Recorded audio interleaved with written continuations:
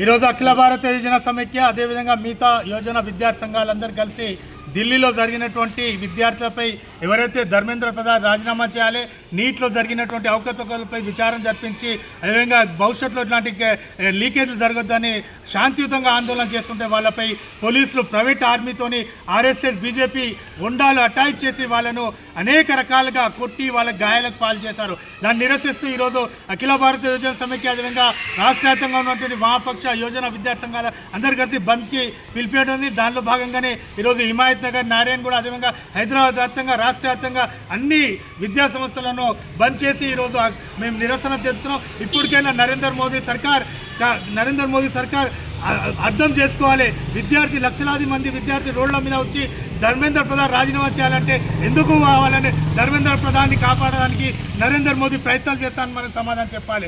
అదే కాకుండా ఈరోజు శాంతియుతంగా విద్యార్థులు ధర్నా చేస్తుంటే వాళ్ళపై బలవంతంగా దౌర్జన్యంగా లాఠీలతో కొట్టి అదేవిధంగా ప్రైవేట్ సైన్యం తెప్పించి ఆర్ఎస్ఎస్ గుండాల ద్వారా కొట్టించి వాళ్ళను అనేక రకాలుగా చిత్రహింసన చేయడానికి ఎంతవరకు ఈ ప్రజాస్వామ్యంలో కరెక్ట్ అని సందర్భంగా నరేంద్ర మోదీని డిమాండ్ అడుగుతున్నాం.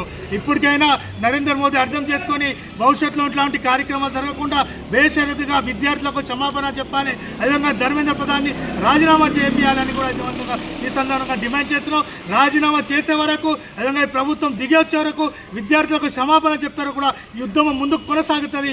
ఎవరు కూడా విద్యార్థుల శక్తి ముందు ఎవరైనా విద్యార్థుల శక్తి ముందు తగ్గాల్సిందే, కానీ విద్యార్థులను అణచివేయాలని ప్రయత్నాలు చేసిన ఏ ఉద్యమం కూడా ఏ ప్రభుత్వం కూడా ఈ భూమి మీద లేదు. ఈసారి ఒకసారి నరేంద్ర మోదీ గమనించాలని తెలుస్తూ ఆ విద్యార్థులకు పూర్తి స్థాయిలో అఖిల భారత యోజన అండగా ఉంటుంది. భవిష్యత్తులో ఇంకా ఉద్యమ కార్యక్రమాలు చేద్దామని హెచ్చరిస్తున్నాం.